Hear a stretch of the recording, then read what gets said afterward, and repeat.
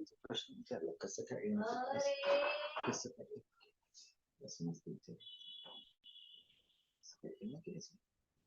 अरे आता उद्देश काहीतरी असतेच ना. असं विचार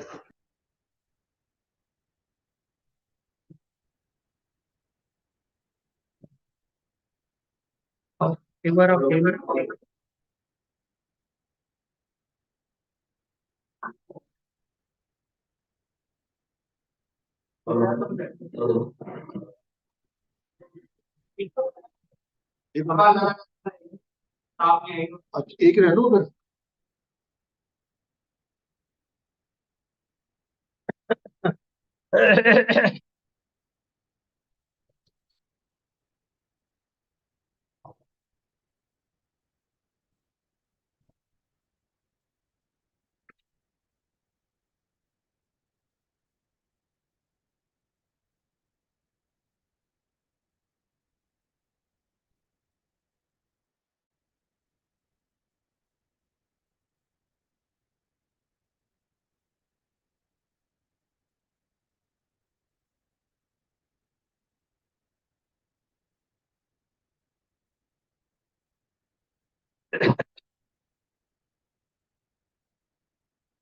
नमो हरिहंसाय नमो सिद्धाय नमो वाणी नमो वज्राय नमो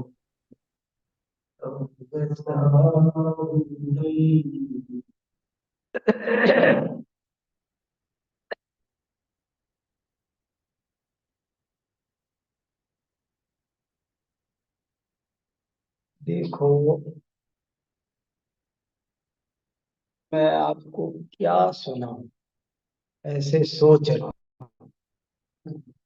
और फिर मैं ऐसे सोच रहा हूँ कि एक बात वो वाली सुनाऊं तो वो वाली छूट जाएगी, वो सुनाऊं तो वो वाली छूट जाएगी, वो सुनाऊं तो वो वाली छूट जाएगी। तो क्या करूं? आखिरकार मैंने निर्णय लिया कि आज अपन इस बात पर थोड़ा विचार करते हैं कि स्वाध्याय का क्या महत्व। अगर आप स्वाध्याय की प्रेरणा प्राप्त करके रोज स्वाध्याय करने लग जाओ तो मैं जो सारे विषय छूट रहे हैं ना वो भी आपको आज बता दिए हो जाएंगे। समझ में आया मैं क्या कह रहा हूँ? एक विषय बताओ तो दूसरा छूट जाता है, पर आपको स्वाध्याय की प्रेरणा दे दी जाए तो आपको खजाना मिल जाएगा। आपको जो मैं नहीं बताने की सोच रहा वो भी मिल जाएगा। आपको परमानेंट सब विषय समझ में आ जाएंगे। क्या बताया जाए? जैन धर्म एक विज्ञान है। जैन धर्म कोई और दुनिया के धर्म संप्रदायों जैसा ये कोई एक संप्रदाय मात्र नहीं है, बल्कि ये तो एक साइंस है। इससे जीवन अच्छा होता है, लाइफ साइंस है ये, जीवन विज्ञान है। जीवन को बढ़िया से बढ़िया बनाने के जो तौर तरीके हैं बस उन्हीं का नाम जैन धर्म है। और कोई चीज जैन धर्म कोई रूढ़िवादी धर्म नहीं है, अंधविश्वास का पंथवाद का धर्म नहीं है, बल्कि वो ये कहता है जैन धर्म एक ज्ञान प्रधान धर्म है। बड़े बड़े दुनिया के विचारकों ने जैन धर्म पर विचार किया तो सब बहुत प्रभावित हुए हैं।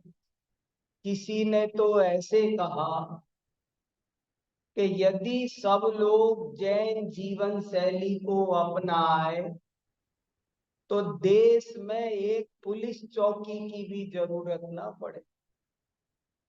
अगर लोग जैन धर्म के हिसाब से चले तो एक पुलिस चौकी की भी जरूरत ना पड़े। एक ने कहा कि अगर सब लोग जैन धर्म के अनुसार चले तो कभी जिंदगी में एक गोली खाने की जरूरत ना पड़े, एक टाइम 100 साल आदमी स्वस्थ रहे। जैन धर्म का जो आचार विचार सब इतना वैज्ञानिक है, और विज्ञान तो आज आया है, साइंस तो आज आई है, साइंस तो आज कह रही है। लेकिन जैन धर्म हजारों साल पहले से ऐसी ऐसी बातें बताता है कि रात में भोजन मत करो, पानी छान के पियो। ये बातें जीवन को सुंदर बनाने वाली है, मंगलमय बनाने वाली है। रात में भोजन करने से एक दो नहीं हजारों नुकसान है। रात में भोजन करने से स्वास्थ्य भी खराब होता है, परिवार भी में भी डिस्टरबेंस आता है, आपको थोड़ी समय मिले, आपका आध्यात्मिक जीवन को भी समय नहीं मिलता है। ऐसी हर बात पर बहुत सारी बातें हैं।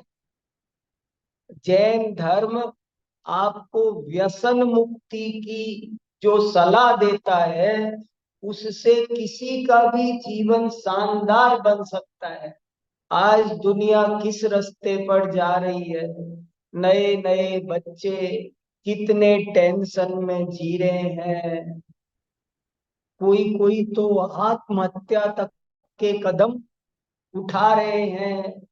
ऐसे में ये जैन धर्म की बातें, जैन आचार की बातें आपको शांति से जीना सिखाती है, बढ़िया से बढ़िया जीना सिखाती है। और जैन धर्म, सारे जैन तीर्थंकर ये नहीं कहते कि तुम हमको पूजो, वो ये कहते हैं कि तुम तो अपना जीवन अच्छा बनाओ, यही हमारी पूजा है। आपका जीवन अच्छा बने यही हमारी पूजा है। तुम तो ज्ञान करो। जैन धर्म एक ज्ञान प्रधान धर्म है। ये चिल्ला चिल्ला के बार बार कहता है, धन कन कंचन राज सुख सबई सुलभ कर जान, दुर्लभ है संसार में एक यथार्थ ज्ञान। दुनिया में सब कुछ मिल सकता है लेकिन ज्ञान मिलना कठिन है। सब लोग इधर उधर की बातों में लगे हैं, ज्ञान पर ध्यान नहीं दे रहे हैं, जबकि कल्याण तो ज्ञान से होगा। सारी समस्याओं की एक ही जड़ है और वो है अज्ञान, और सारी समस्याओं का एक ही समाधान है, वो है ज्ञान। मैं तो ऐसे बोलता रहता हूँ कि इस संसार में जितनी समस्याएं हैं उतने तो आसमान में तारे भी नहीं होंगे। अभी समस्या किसी से पूछने लगो ना तो वो इतनी गिनाएगा कि आप थक जाओगे। उसके पास बैठना छोड़ देते हैं कोई आदमी रोज रोज अपना दुखड़ा सुनाए तो। इतने दुखड़े हैं, घर के, शरीर के, सड़क के, राजनीति के, स्कूल के, कॉलेज के, कम दिक्कतें हैं क्या? लेकिन सारी दिक्कतों का एक ही समाधान है और वो है ज्ञान। इसीलिए जैन धर्म तो ये कहता है कि तुम ज्ञान करो और सुखी हो जाओ। सीधी सी बात है। आप जब गलत जानते हो तो दुखी होते हो, और सही जान लेते हो तो सुखी हो जाते हो। कोई आदमी जो चीज जैसी है उसको वैसी ना जाने तो दुखी होता है। आग को आग जानो, पानी को पानी जानो, जो चीज जैसी है उसको वैसी जानो और सुखी हो जाओ। आग को पानी समझोगे, पानी को आग समझोगे तो दुख होगा। चेतन को अचेतन समझोगे, अचेतन को चेतन समझोगे तो दुख होगा। इसलिए तुम तो ज्ञान करो। तुमको किसी ने दुखी नहीं कर रखा है और तुमको कोई सुखी नहीं कर सकता। तुम तुम्हारी गलत सोच के कारण दुखी हो, और वो सोच सही करके सुखी हो। चुटकियों का काम है, सरल काम है, मगर आपको उसके लिए अपनी समझ सच्ची करनी है। और समझ कैसे सच्ची करनी है, कैसे समझ सच्ची हो, तो उसके लिए कहा स्वाध्याय करो, रात और दिन जितना तुमसे बन सके। कितनी जिनवाणी है, हमारे आचार्यों ने कोई 10 लाख ग्रंथ लिखे हैं, लेकिन वो सब किस लिए लिखे हैं? हमको ज्ञान कराने के, तत्व ज्ञान कराने के लिए। अगर हमको तत्व ज्ञान होगा तो हम सुखी होंगे। ज्ञान समानन आन जगत में सुख को कारण, यह परमामृत जन्म जरा मृत्यु रोग निवारण। सुख का कारण ज्ञान ही है, दुख का कारण अज्ञान ही है। एक ये लाइन हमको सबको अच्छी तरह समझ में आनी चाहिए। फिर से बोल रहा हूं, हम सबको एक लाइन अच्छी तरह समझने में आनी चाहिए कि सारी दिक्कतें, सारी समस्याओं का मूल कारण है अज्ञान, और सारी समस्याओं का समाधान है क्या? ज्ञान करो और सुखी हो जाओ। और आप अज्ञान में रहोगे तो दुखी दुखी हो। इसलिए जैन धर्म में ज्ञान करने की बहुत बार बार प्रेरणा दी गई है। आपने देखा हर जैन मंदिर में प्राचीन काल से शास्त्र सभाएं चलती है, जिनवाणी रखी रहती है। दुनिया के मंदिरों में जाने क्या क्या होता है, पर जैन मंदिर आपको एक भी नहीं मिलेगा जहां जिनवाणी ना हो। हर मंदिर में एक लाइब्रेरी होती है, जिनवाणी होती है, स्वाध्याय होता है, और सिर्फ इसलिए कि आप सही बात समझ जाओ और सुखी हो जाओ। गलत बात समझते हैं तो उसी से दुख है। इसलिए जैन धर्म में एक वाक्य लिखा, स्वाध्याय परमं तपः। बहुत बढ़िया वाक्य है, स्वर्णाक्षरों में लिखवा दो घर में। क्या? स्वाध्याय परमं तपः। सबसे बड़ा तप क्या है? सबसे बड़ा काम क्या है? सबसे बड़ा धर्म क्या है? धर्म करना हो तो क्या करें? क्या करना चाहिए अपन को? धर्म करने के लिए कितने विचार आते हैं, ये कर लो वो कर लो, तरह तरह की बातें ध्यान में आती है। मैं क्या क्या सुनाऊं आपको, तरह तरह की कूद फांद समझ में आती है। पर जैन धर्म कहता है सबसे बड़ा धर्म क्या है? सबसे बड़ा संयम क्या है? सबसे बड़ा तप क्या है? स्वाध्याय।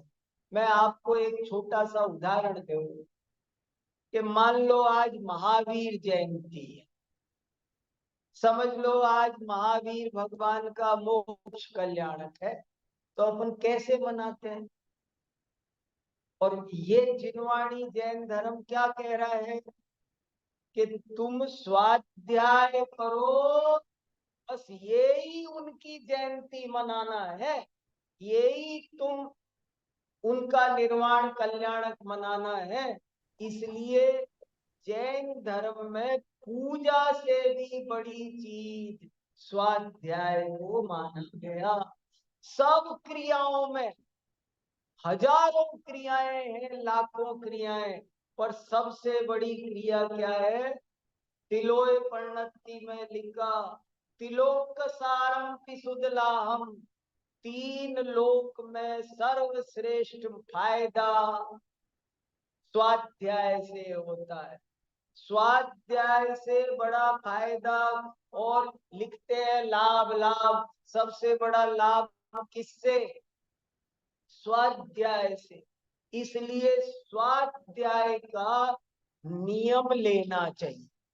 आपको जैन समाज में हजारों लोग ऐसे मिलेंगे जिनके रोज स्वाध्याय करने का नियम है।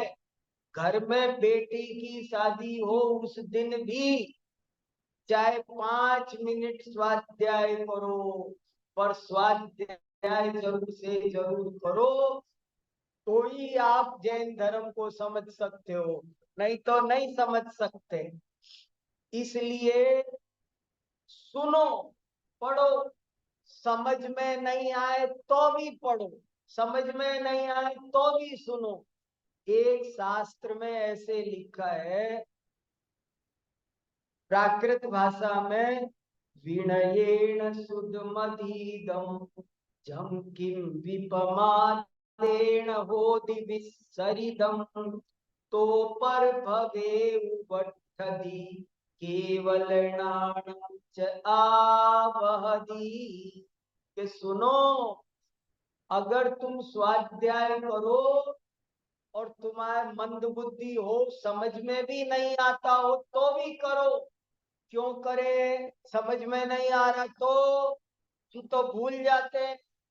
बोले चिंता मत करो, भूल जाते हो तो भूल जान दो, ये समझ में नहीं आता तो मत आन दो, पर तुम स्वाध्याय में लगे रहो।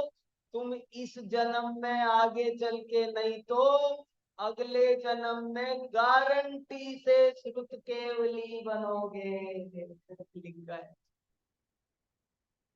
मेरी बात नहीं, मूलाचार में लिखा है। स्वाध्याय करना चाहिए, खूब करना चाहिए, कैसे भी करके करना चाहिए। लाख कार्यक्रमों में चले जाते हैं, सब काम कर लेते हैं हम। सोचना अपने अपने हृदय पे हाथ रख के कि अपन प्रोग्राम के नाम पर कितनी काम कर लेते हैं। लेकिन ये कह रहे हैं, आप हम जिनवाणी पूछ रही है, जैन आचार्य पूछ रहे हैं कि आप बताओ आपने स्वाध्याय किया? नहीं, नहीं किया तो तुमने कोई महावीर जयंती नहीं मनाई। बेकार बात हमसे मत बोल। अजी हमने जुलूस निकाला था, हमने भंडारा किया था, किया होगा तुम्हारा भंडारा, तुम्हारे पास रहे। तुमने भंडारा किया, जुलूस निकाला, सब तुमने इतना बड़ा पंडाल लगाया था, पानी की प्याऊ लगा। तुम बताओ स्वाध्याय किया था कि नहीं? बोले जी वो तो एक नहीं किया। बस मेन चीज तो छोड़ दी, स्वाध्याय सबसे जरूरी है। स्वाध्याय का नियम लेना चाहिए रोज। देखो मैं आपको, मुझे स्वाध्याय में मन कैसे लगने लगा। कोई कहे हमारा स्वाध्याय में मन नहीं लगता, हम कैसे करें? तो मैं आपको मेरे जीवन में जो मेरे मन लगने लगा वो बताता हूं कैसे लगा। देखो सुनो, एक होती है पूजा से भी बढ़कर प्रवचन है। एक बात आपने देखा होगा, कई लोग 4-4, 6-6 घंटे, 10-10 दिन तक पूजा कर लेते। 10 दिन का पाठ बिठाया है जी हमने, 6 घंटे पूजा करते हैं, और स्वाध्याय वो तो हम नहीं करते। अरे भले आदमी स्वाध्याय नहीं करते, तुमने असली काम तो छोड़ ही रखा है। देखो पूजा और प्रवचन में क्या अंतर है। जब भक्त बोले और भगवान सुने तो उसका नाम है पूजा, और जब भगवान बोले और भक्त सुने तो उसका नाम है प्रवचन, स्वाध्याय। बताओ बढ़िया क्या है? पूजा और प्रवचन स्वाध्याय में अंतर समझ में आया? पूजा किसका नाम है? जब भक्त बोले और भगवान सुने, उसको तो कहते हैं पूजा। और जब भगवान बोले और भक्त सुने, उसका नाम है स्वाध्याय। बताओ विच इज बेटर? कौन सी चीज बढ़िया है? अरे हम भगवान को क्या सुनाएंगे बताना जरा। हम कहेंगे हमने 4 गतियों में घूमे, वो कहेंगे पता है हम क्या बताएं उनको? वो केवल ज्ञानी, उनको हमारे बारे में क्या नहीं पता है, हम उनको क्या बताएंगे? हम उनको बताएं ये ज्यादा बढ़िया बात है, या वे हमको कुछ थोड़ी देर सुना दे जो बढ़िया बात है? तो मैं कभी कभी सबसे कहता हूँ, मैं अभी अमेरिका 50 आदमियों को नियम दिला के आया हूँ, स्वाध्याय का नियम दिला के आया हूँ। स्वाध्याय का नियम लेना है तुमको, और वो इसी उदाहरण से। मैंने उनसे कहा तुमसे मैं अलग टाइम नहीं मांग रहा, तुम 3 घंटा पूजा करते हो ना, तुम 2.5 घंटा करो, लेकिन आधा घंटा तुम पूजा को 3 घंटे की पूजा को 2.5 घंटे में एडजस्ट करो, और आधा घंटा स्वाध्याय के लिए निकालना है, नहीं तो कोई मतलब नहीं है पूजा का। स्वाध्याय बिना की पूजा कैसी होती है? एक और उदाहरण दिया मैंने उनको। एक आदमी डॉक्टर के पास गया और कहने लगा डॉक्टर साहब मेरी तबीयत बहुत खराब रहती है, रात को ये दिक्कत होती है, सुबह उठता हूँ तो ये दिक्कत होती है, सिर में अलग दर्द रहता है, पेट में ये खूब आधा घंटे पौना घंटे वो सब सुनाता। और फिर डॉक्टर साहब बोलते अब सुनो तुम ध्यान से। तो कहने लगा डॉक्टर साहब 9:30 बज गए, मेरा ऑफिस का टाइम हो गया, मैं जा रहा हूं, कल आऊंगा। फिर कल आया तो फिर डॉक्टर को आध घंटे तक सुनाता रहा। डॉक्टर साहब मेरे आजकल पेट ऐसे चल रहे हैं, सिर ऐसे चल रहे हैं, कमर में ये है, फलाने में ये है। और फिर डॉक्टर बोला कि अब सुनो मेरी बात। डॉक्टर साहब 9:30 बज गए, मेरे को ऑफिस जा। रोज आता, 1 घंटा डॉक्टर को सुनाता, और जब डॉक्टर कहता मेरी सुनो, मेरे पास टाइम नहीं। ऐसे ही बहुत से लोग हमारी समाज में, प्रथम तो लोग पूजा भी नहीं करते, मैं उनसे तुलना नहीं कर रहा, मैं तो जो लोग धर्म बुद्धि पैदा हुई है, पूजा कर रहे हैं, उनसे कह रहा हूं तुम यहां तक आए हो तो अब असली माल लूटो ना। आप छोटी सी बात बताओ, मैं ताराचंद जी के घर पर आऊं और यही यही बोलते रहे और मेरे को 2 मिनट बोलने ना दे, तो आप क्या बोलोगे? अरे अपने मेहमान को भी तो 2 शब्द बोलने देते। ऐसे ही हम भगवान के पास आते हैं और भगवान की सुनते नहीं है। कैसे भक्त हैं हम भगवान के, बताओ आप। और एक छोटा सा उदाहरण है। एक बेटा अपने पिताजी के पैर दबा रहा था, तो दबाए जा रहा था। पिताजी बोले बेटा एक गिलास पानी तो ले आओ, प्यास लगी। अरे पिताजी, आपके चरण, 3 लोक में जाने कितने पुण्य किए होंगे, तब तो आपके चरण मिले हैं। मैं तो आपके चरणों को छोड़ के कहीं नहीं जा रहा, मैं आपकी सेवा करूंगा। अब पैर दबाए जा रहा है, दबाए जा रहा है। फिर पिताजी 1 घंटे बाद बोले, बेटा अब तो बहुत तेज प्यास लगी, एक गिलास पानी ले आना।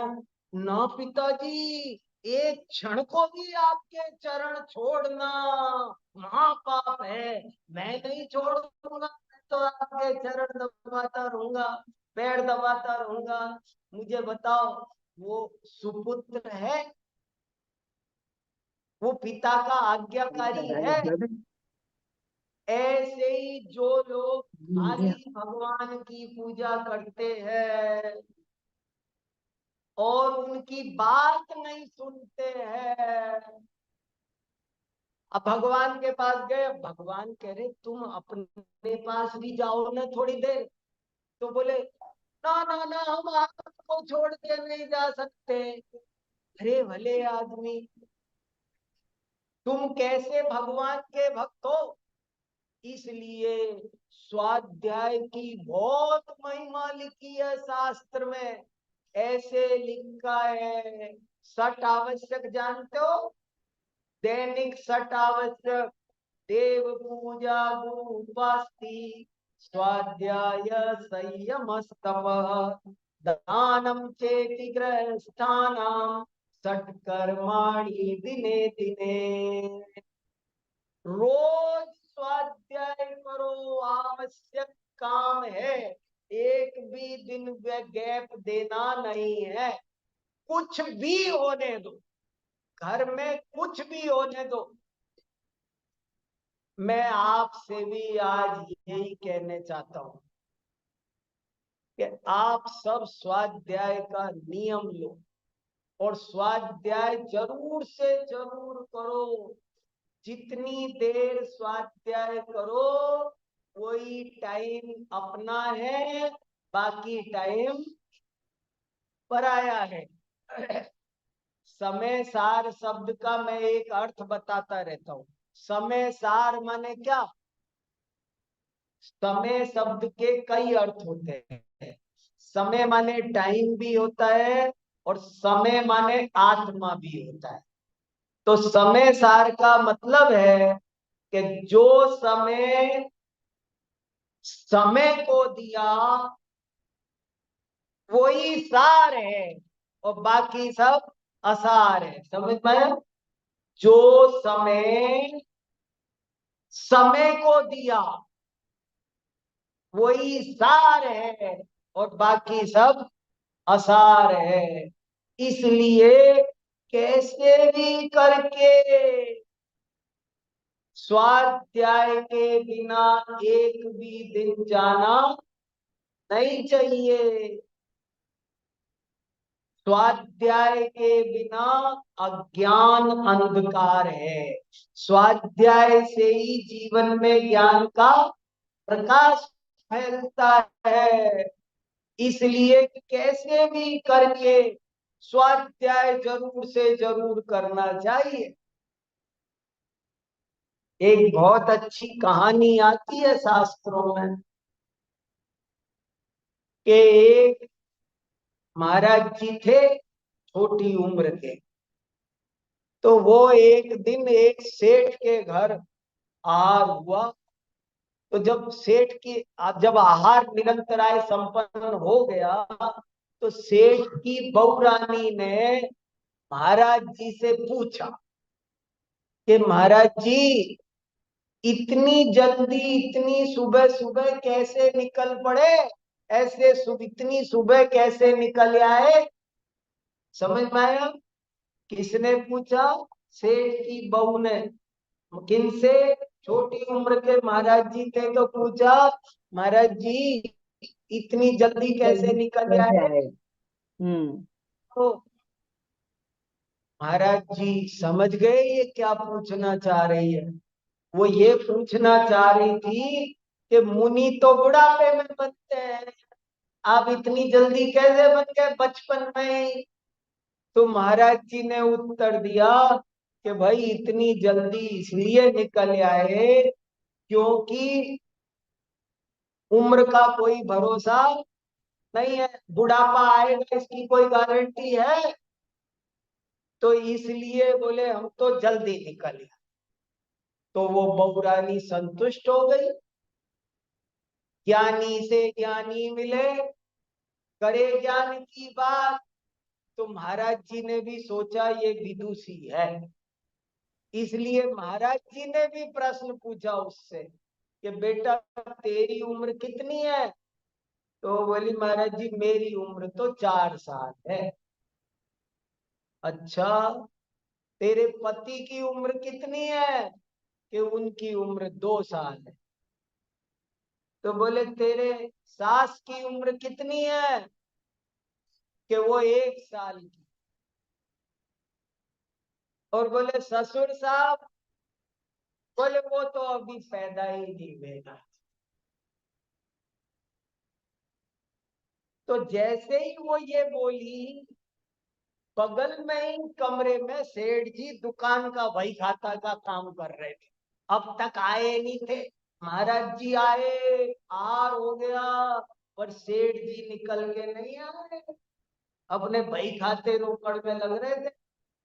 अब जैसे ही सुना कि ससुर साहब का तो अभी जन्म ही नहीं हुआ, तो अब निकल के आए लाल पीले होते, अब निकल के आए, बोले देख लो महाराज जी, अब आप ही देख लो, आपके सामने है ये।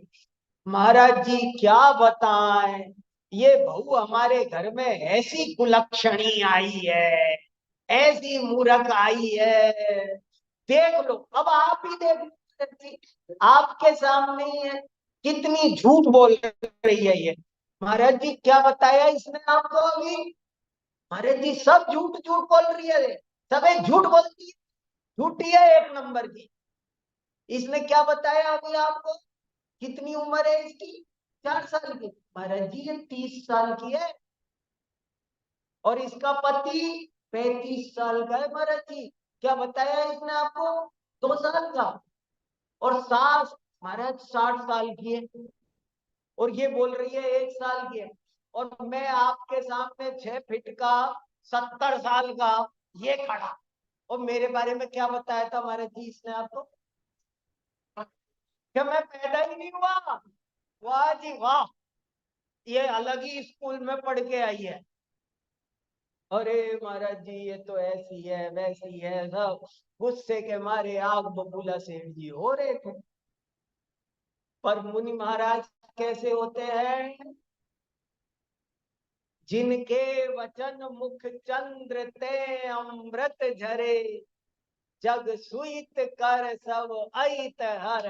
कैसे होते हैं मुनि महाराज? वो तो सेठ जी आग बबूला हो गए थे, पर मुनिराज परम अमृत झरते हुए बोले शांति से, बैठो सेठ जी बैठो, शांति से बैठो, अभी बात, बैठो सेठ जी बैठो तो सही, आप बहुत भाग्यशाली हो, बैठो जरा।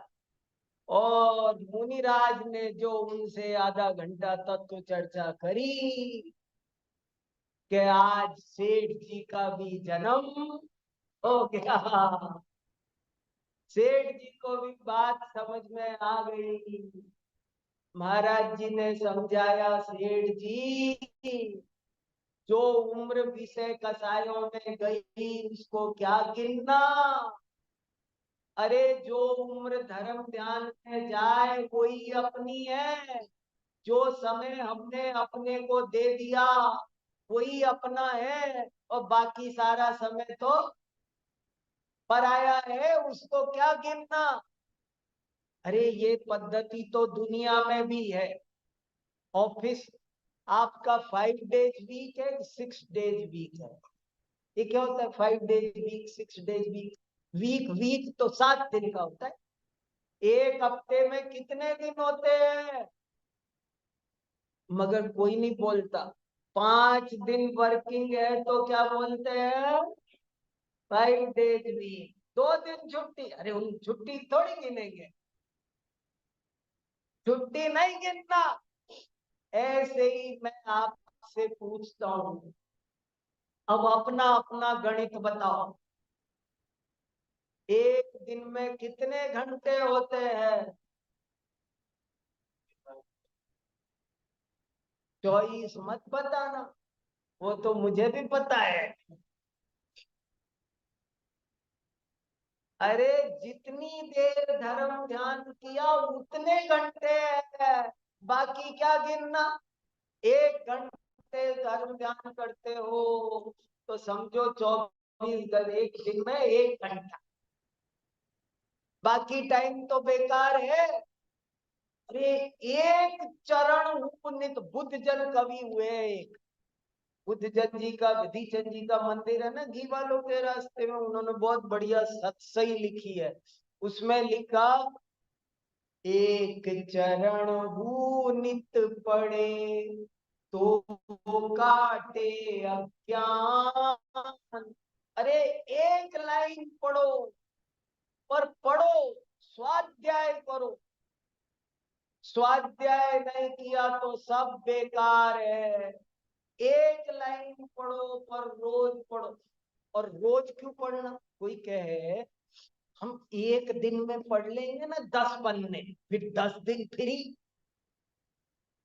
नहीं, ये नहीं चलेगा, रोज चाहिए। क्यों रोज चाहिए? तुम एक दिन रोटी खा लो, 10 दिन फ्री? नहीं, रोज चाहिए। रोज क्यों चाहिए? नियमितता का प्रभाव पड़ता है। नियमित स्वाध्याय, स्वाध्याय कैसा होना चाहिए? नियमित क्यों होना चाहिए?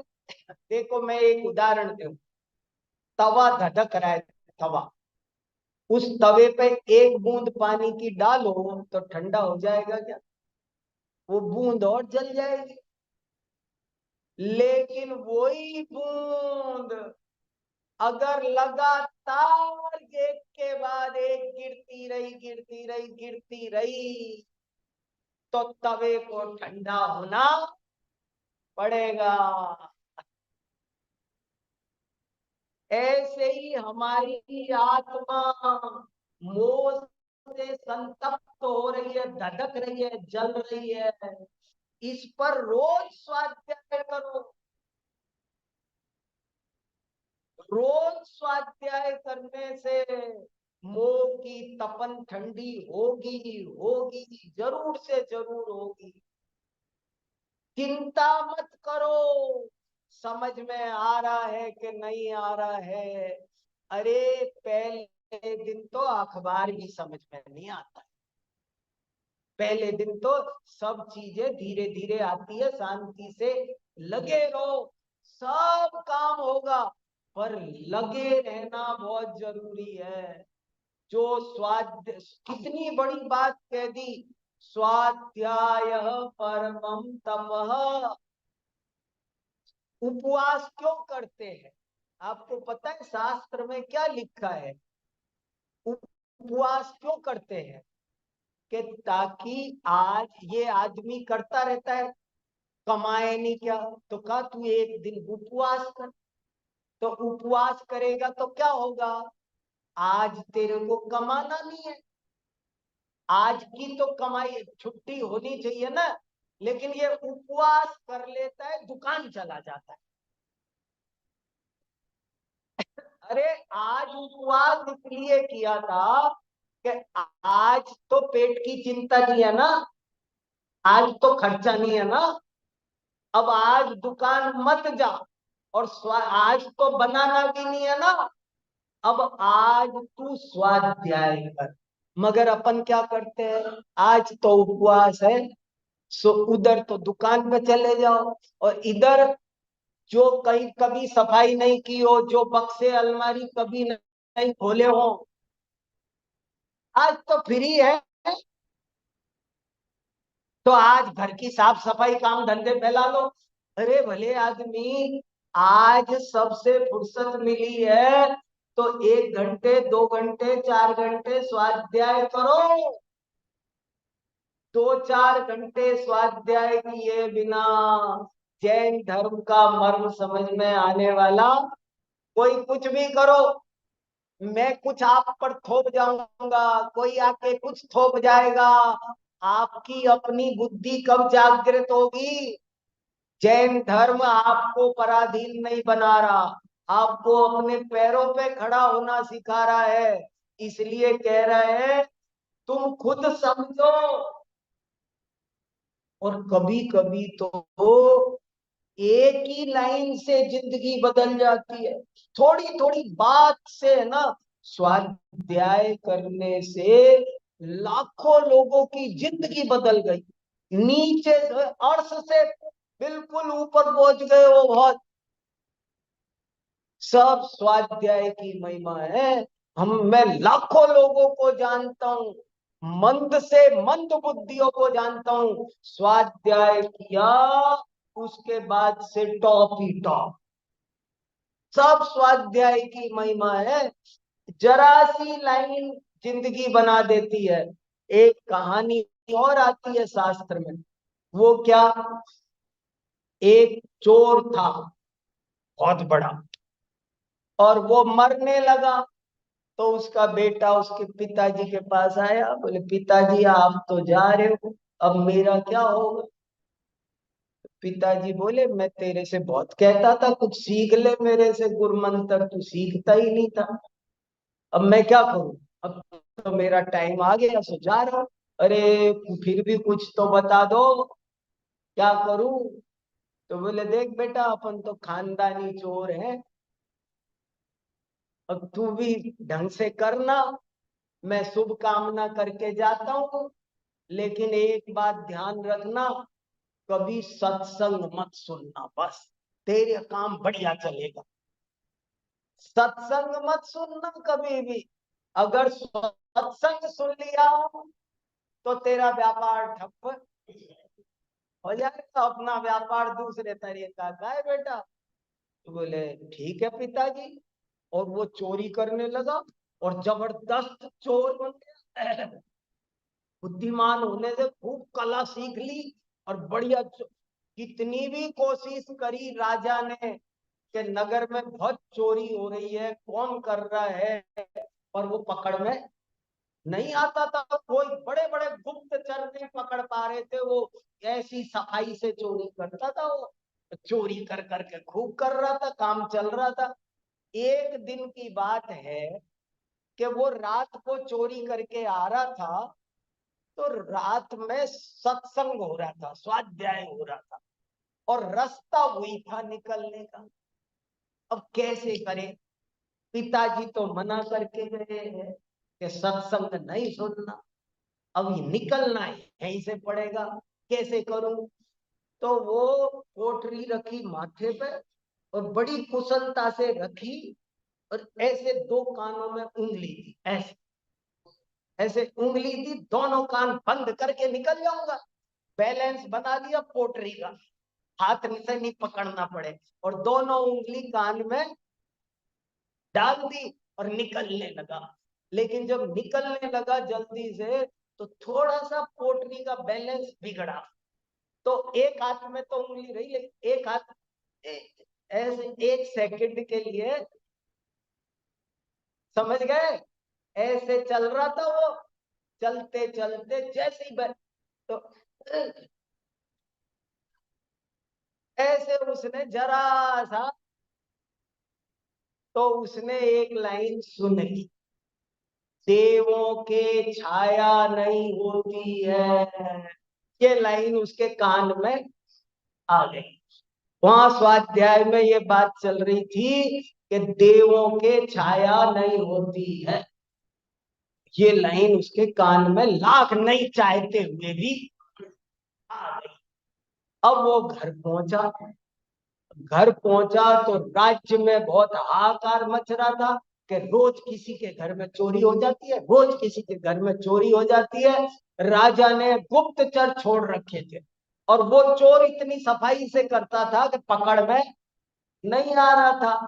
आखिरकार राजा के मंत्री ने योजना बनाई और दो गुप्तचर राजा उस चोर के घर पहुंच गए कि उस पर डाउट आ गया, हो न हो कोई करता हो, तो उसके घर पहुंच गए।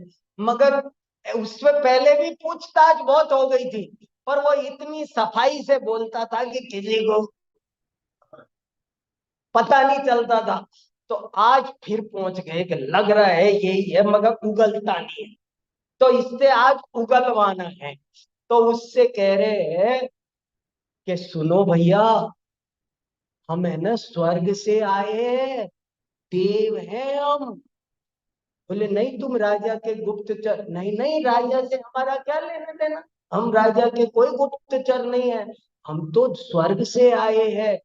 देव मां इंद्र की सभा में तुम्हारी चर्चा आई कि इस पृथ्वी लोक पर उससे ज्यादा होशियार चोर कोई नहीं है, चोर कला में निपुण कोई है, चोर कला का प्राइज किसी को मिलना चाहिए तो उसको अवार्ड मिलना चाहिए, बढ़िया, वही है सबसे बढ़िया, दी बेस्ट चोर।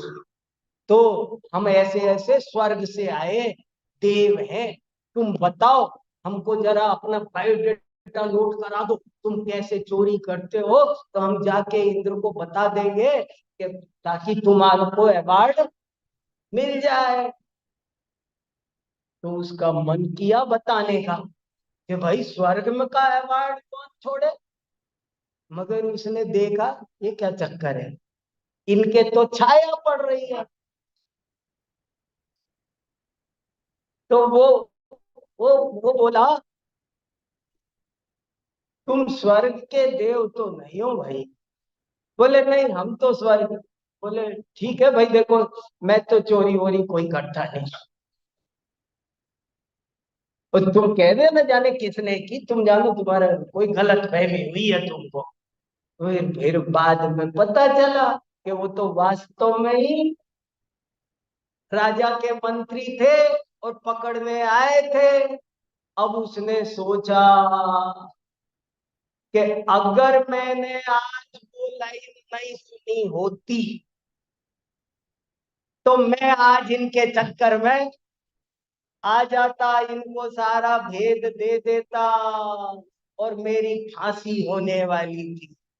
एक लाइन ने मुझे फांसी से बचा दिया, तो और लाइन सुनता तो कितना बढ़िया होता। और उसने सब धंधा छोड़ के पूरा जीवन स्वाध्याय सत्संग में। स्वाध्याय करने से असंख्य कर्मों की निर्जरा होती है, स्वाध्याय करने से बीमारी ठीक होती है, रोगी निरोग हो जाता है, स्वाध्याय करने से निर्धन धनवान हो जाता है, स्वाध्याय करने से मूर्ख विद्वान हो जाता है, स्वाध्याय चिंतामणि है, स्वाध्याय कल्प वृक्ष है, स्वाध्याय से बड़ी चीज इस संसार में और कोई भी नहीं है। तो मेरे को आपसे यही कहना है कि आप सब भी नियम लो स्वाध्याय का। अब कितने ले रहे हैं, थोड़ा हाथ खड़ा करो। अरे वाह, बहुत बढ़िया, अरे कमाल कर दिया, मेरी मेहनत सफल हो गई, बहुत अच्छी बात है। रोज स्वाध्याय करो, 5 मिनट करो, ज्यादा दिक्कत हो रही तो बोलो हफ्ते में एक दिन की छूट, 5 दिन तो करूंगा, 6 दिन तो करूंगा, कैसे भी करके शुरुआत करो, कैसे भी करो, पर स्वाध्याय के बिना कुछ भी नहीं है, जीवन बेकार है। बड़ी मुश्किल से हमको ये जीवन मिला है, ये सब संयोग मिले हैं, इसमें आप स्वाध्याय करोगे तो संसार से पार हो जाओगे। आचार्यों ने बहुत माल भर रखा है, मैं आपको एक टॉपिक सुनाता, पर अब आप स्वाध्याय करने लगोगे तो आपको सारे टॉपिक अपने आप ही समझ में आ जाएंगे। तो सब लोग खूब स्वाध्याय करो, यही मेरी मंगल भावना है।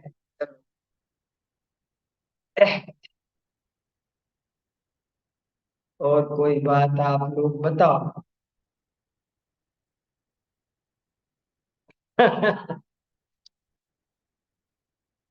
और कहानी सुनाओ। कहानी सुनाओ। हाँ हाँ, एक कहानी हमारे जीजा जी सुनाएंगे। हाँ हाँ, इधर आओ।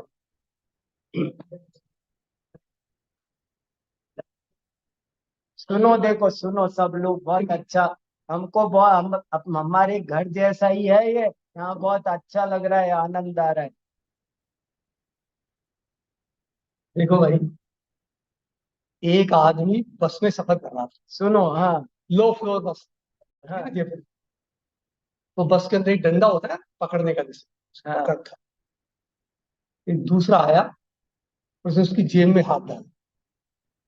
तो जेब में हाथ डाल तो उसको पता लग गया, उसने उसका हाथ पकड़ लिया। वो हाथ पकड़ लिया तो उसने पूछा तुम कौन हो। उसने पूछा तुम कौन हो। और वो हाथ था किसी महिला का। हाँ, जिसने हाथ डाला था वो किसी महिला का हाथ। हाँ, तो महिला ने पूछा तुम कौन हो। तो बोला मैं जेब कट्टा। और तुम कौन हो, बोला मैं जेब कट्टी। तो जेब काटने वाले तो कोई जेब नहीं काट सकता, वो तो बड़ा शातिर होता है ना। दुनिया की तो काट लेता, उसकी कोई कैसे काटे। फट से उसने पकड़ लिया उसका। और वो दोनों अनमेरिड थे। तूने जब हाथ पकड़ ही लिया तो हमेशा के लिए पकड़ लो। दोनों ने शादी कर ली। बोला दोनों का धंधा एक है भाई, खूब चलेगा अपना भी धंधा। अभी वो चोर का चल रहा था ना, ऐसे उन्होंने भी अपना जेब काटने का धंधा बहुत तेजी से शुरू किया। अब साहब करते करते उनके एक बच्चा हुआ। जब बच्चा हुआ, हॉस्पिटल से जब वो घर आया, तो घर आते उसकी मुट्ठी बंद। और जो ही खोलने की कोशिश करे वो चिल्लाए जोर जोर से, हल्ला मचाए। क्या चक्कर है इसकी, क्या डॉक्टरों को दिखाया। डॉक्टर भी खोलने लगे, फिर वो चिल्लाए जोर से। मतलब कैसी बीमारी लेके आया पूर्व जन्म से, कुछ समझ में नहीं आया क्या चक्कर। सारे डॉक्टर को दिखा लिया, वो तो जो है खोलने की कोशिश करे और जोर जोर से चिल्लाए। फिर एक मनोचिकित्सक के पास गई, मेंटल हॉस्पिटल का डॉक्टर। उसने देखी सारी स्थिति, इलाज तो इसका हो सकता है, लेकिन तुमको ये बताना पड़ेगा तुम कौन हो, क्या करते हो। बोले देखो डॉक्टर साहब, ये मत पूछो आप हमसे। बोला नहीं नहीं डॉक्टर साहब, ये नहीं बता सकते, ये किसी हाल में नहीं बता सकते। आप अगर 500 रुपये फीस ले लो तो हम 1,000 वो चलेगा भले, लेकिन वो नहीं। मतलब क्यों, क्या बात है, नहीं देखो डॉक्टर साहब प्लीज हमसे। मतलब देखो भाई, डॉक्टर किसी को कुछ नहीं कहेगा। अगर बच्चे का इलाज चाहते हो, इसका जीवन चाहते हो, तुम्हें पता। बोला डॉक्टर साहब बता, नहीं नहीं तुम घबराओ मत, ये गुप्त रहेगी, तुम मेरी जिम्मेदारी। तो हिम्मत कर ले, बात पूरी बताना। तो पूरी कहानी उन्होंने सुनाई। ऐसे में बस में सफर कर रहा था, इसने मेरी जेब काटने के लिए हाथ डाला। मैंने हाथ पकड़ा, फिर हमेशा के लिए हाथ पकड़ लिया। अब जेब काटने का धंधा। जो ही ये बात बताई, वो डॉक्टर समझ गया। तो डॉक्टर ने गले में सोने की चैन पहन रखी थी। तो चैन उतार करके जो ही हिलाई उसके हाथ में, उसने मुट्ठी खोली। और खोलते उसमें से निकली अंगूठी। तो अंगूठी तो फेंकी, और वो चैन पकड़ ली। बोला डॉक्टर साहब ये कैसे हुआ। बोला जब ये हॉस्पिटल में पैदा हो रहा था, तो जो नर्स थी ना, नर्स, उसने अंगूठी पहन रखी थी। तो अंगूठी इसके हाथ में आ गई। अब बेटा तो तुम्हारा ही है, अंगूठी कब छोड़े, तो उससे कीमती चीज मिले। तो चैन क्या, क्या अंगूठी की क्या कीमत है। चौंदी भर की अंगूठी, 2 तोड़े की सोन, चैन, तो मिलते इसने छोड़ दी। तो भैया जैसे माँ बाप होंगे वैसे ही संतान होती है। ये बात मैंने आपको इसलिए बताई है कि देखो, हम यहाँ सब माता पिता बैठे हैं, और हमारी जिम्मेदारी है हम बच्चों में कैसे संस्कार डालें। जो पिता स्वयं बीड़ी सिगरेट पीता है, वो लाख बार भी अगर कहता रहेगा ना बीड़ी मत, चाटा मारूंगा, अभी तेरे वो कहीं सुनने वाला नहीं है। आपका जीवन देख रहा है वो। आप स्वयं बीड़ी छोड़ दो, सिगरेट छोड़ दो, पान गुटखा जर्दा छोड़ दो, आपको कहना ही नहीं पड़ेगा। फिर भी अगर वो नहीं छोड़ता है तो आपको परेशानी भी नहीं होगी। भैया ये तो सारा जगत ऐसा ही है। तो इसलिए स्वयं अपने को इतना बड़ा बनाओ। वो 2 लाइन आपको फिर याद दिलाता हूँ जो शुरू में कही थी, कि अरे सुधारक जगत के, मत कर चिंता यार, तेरा मन ही जगत है, पहले ही सुधार। अभी जो स्वाध्याय की प्रेरणा दी है, ये आपके लिए रामबाण औषधि है। इससे बड़ी दवाई दुनिया में कुछ नहीं है। रामबाण औषधि का नाम रामबाण क्यों पड़ा? क्योंकि रामचंद्र जी का जो बाण है वो खाली नहीं जाता, वो तो शत्रु का सफाया करता ही करता है। तो ये स्वाध्याय ऐसा बाण है, ये असली रामबाण है। इससे कर्म रूपी शत्रु, विकार रूपी शत्रु, मोह राग रूपी शत्रु जड़मूल से उखड़ के चले जाएंगे और पता ही नहीं लगेगा किस गली से चले। ये हमारा जीवन निर्माण की अद्भुत सामग्री अपने को मिलाई। तो एक छोटा सा भजन सुना के मैं अपनी बात।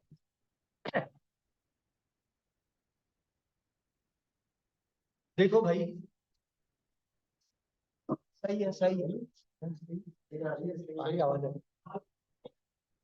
ये मनुष्य जन्म कितना बेशकीमती है। इस मनुष्य जन्म के लिए देव भी तरसते हैं। आपको पता है, जब तीर्थंकर दीक्षा लेते हैं तो उनकी पालकी उठा करके जब जंगल तक जाते हैं, उसमें देव भी होते हैं, मनुष्य भी। देव कहते हैं हम बड़े, मनुष्य कहते हैं हम बड़े। आपस में व्यवहार विवाद होता है, संवाद होता है, अपने अपने तर्क देते हैं, युक्तियां देते हैं, भजन भी है इस तरह का। अब कौन बड़ा, इसका कौन फैसला करे? फिर एक आकाशवाणी हुई और एक बात ये बताएगी कि भगवान की पालकी उठाने का हकदार वही है जो भगवान के साथ दीक्षा ले। उस समय इंद्र को अपना इंद्र प्रभावी सुभाषित हुआ और वो विचार करता है, अरे रे, मेरा एक इंद्र पद ले ले और एक क्षण के लिए कोई मुझे मनुष्य हो दे। अगर आज में मनुष्य होता, प्रभु के साथ पालकी उठा के दीक्षा लेता, तो अपना मनुष्य हो सकता। ऐसा मनुष्य जन्म हमने सब में पाया है और ये कितना कीमती है।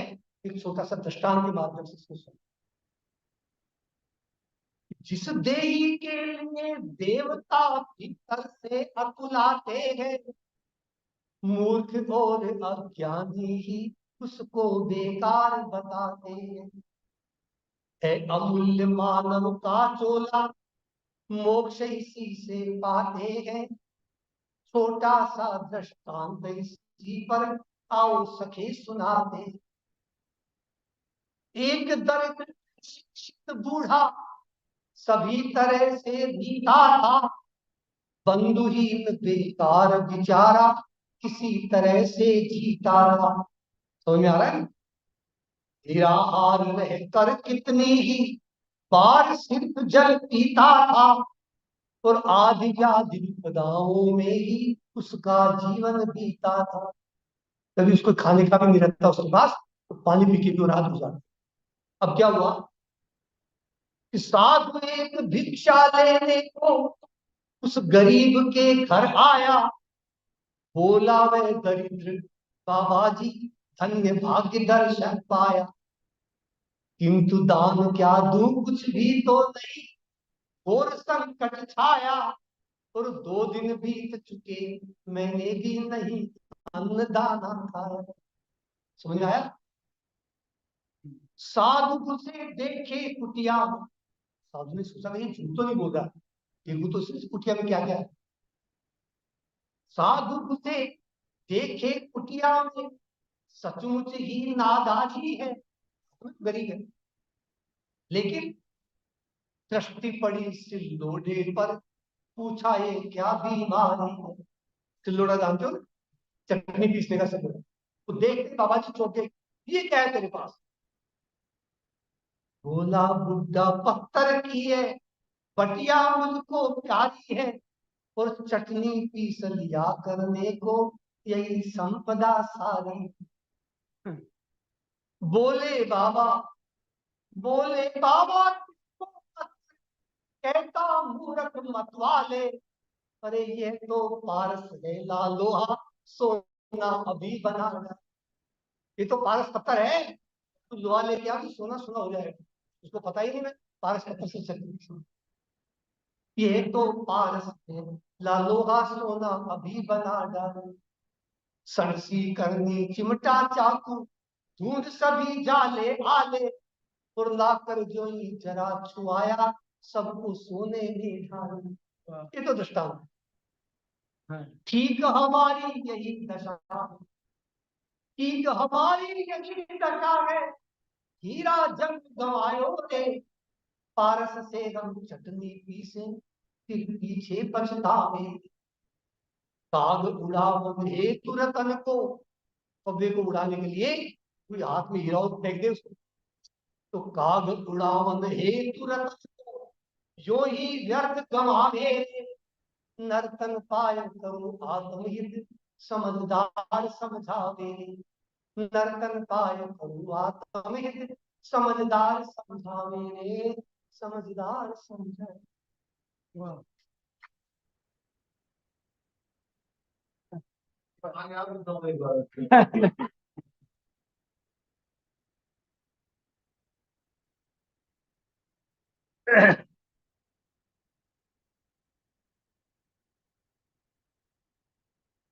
देखो एक कहानी और सुनाने तो कह रहे हैं, तो एक कहानी और सुना।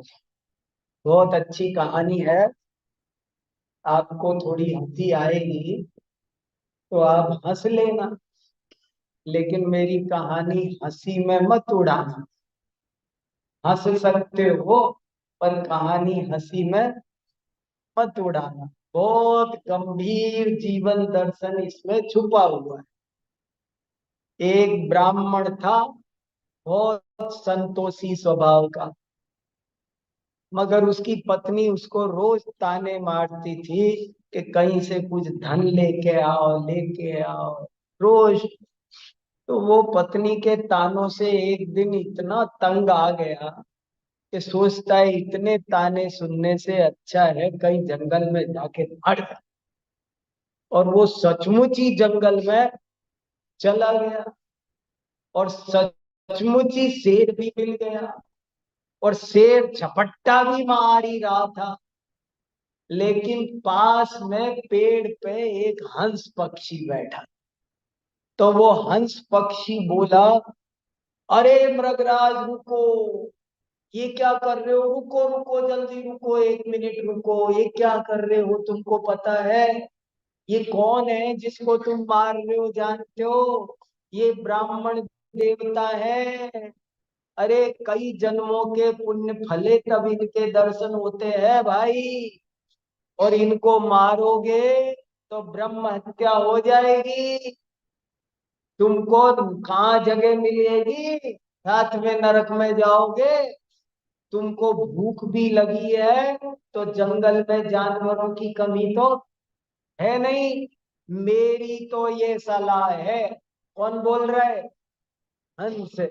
कि मेरी तो ये सलाह है कि तुम इसको मारो मत, बल्कि बड़े भाग्य से दर्शन हुए हैं, इनको अर्घ चढ़ाओ, प्रणाम करो, आशीर्वाद ले लो, तुम पशु योनि से तिर जाओगे, तो जाओगे।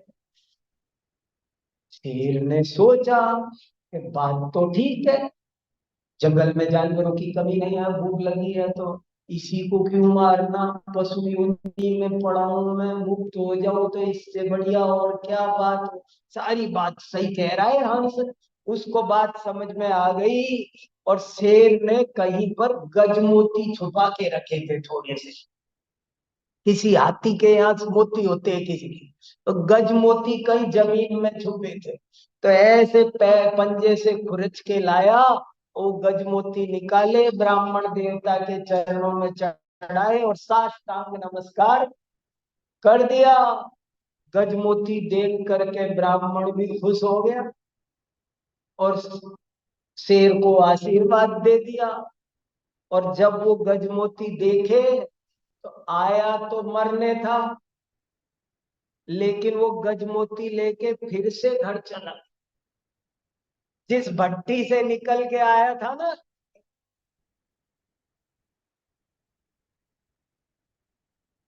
वो फिर चला गया।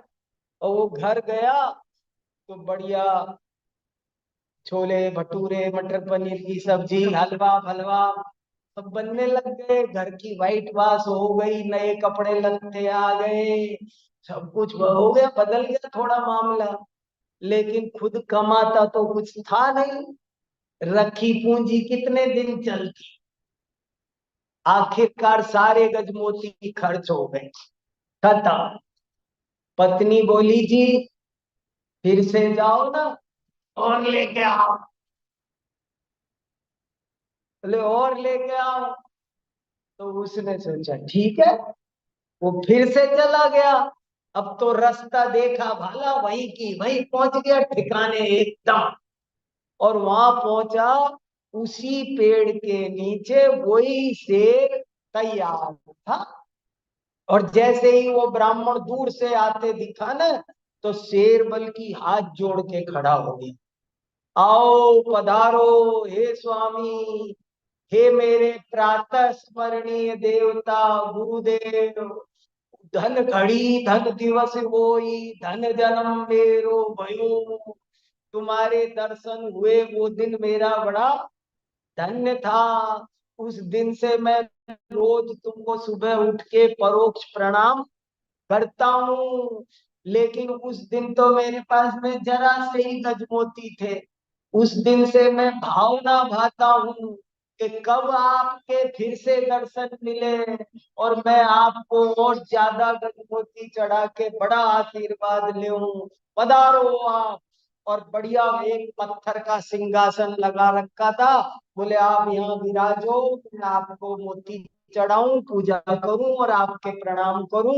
ये तैयारी कर रहा था अच्छे मन से, कोई चालाकी नहीं थी। अच्छे मन से कौन कर रहा था? शेर।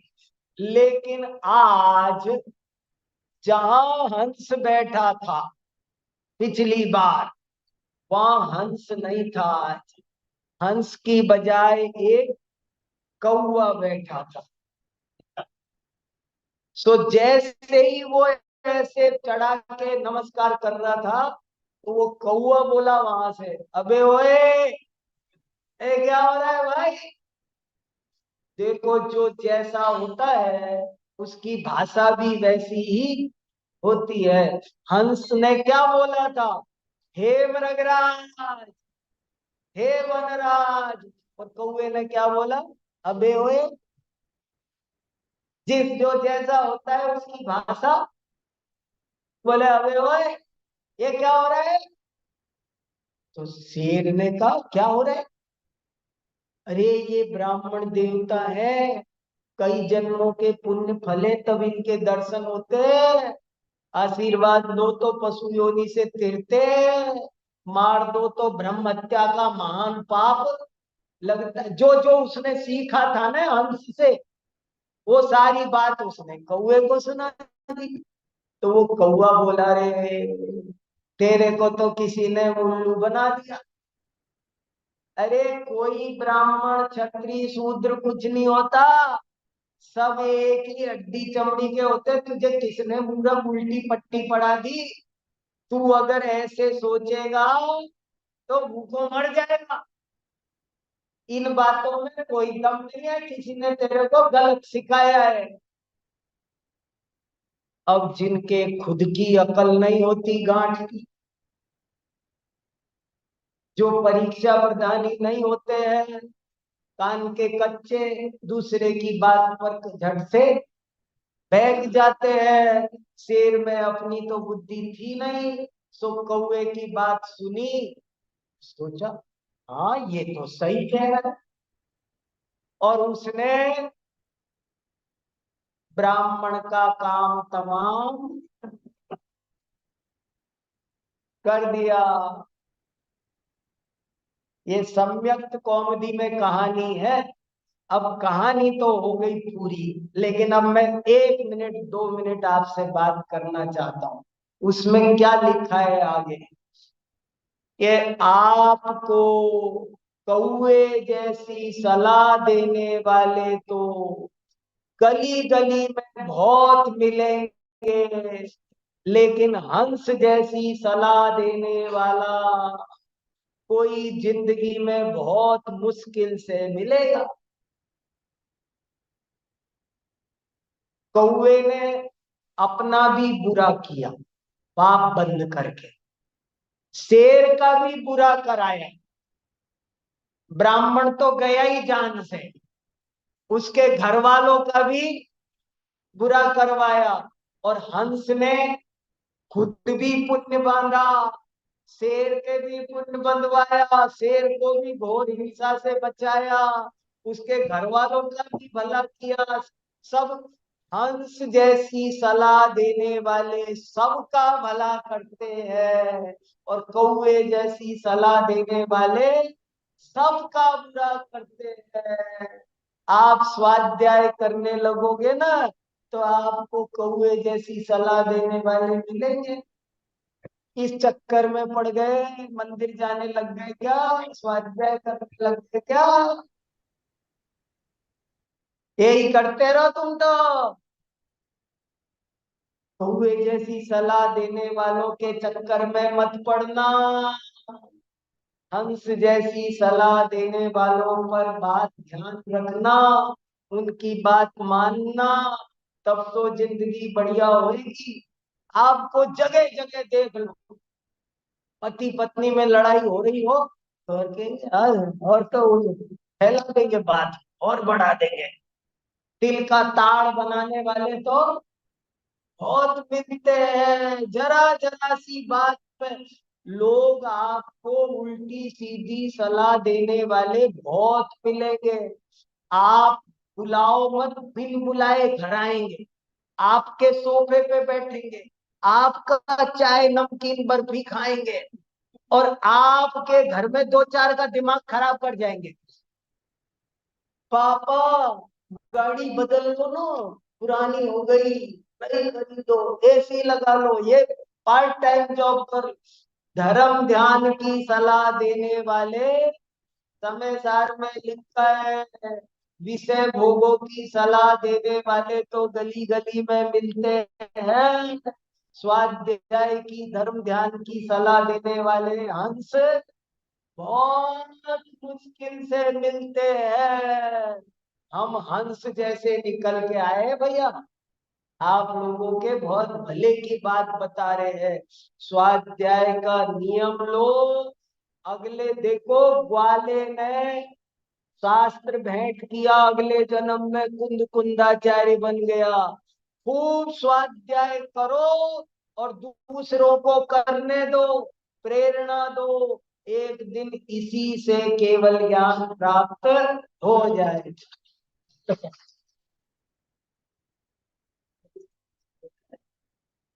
ठीक है।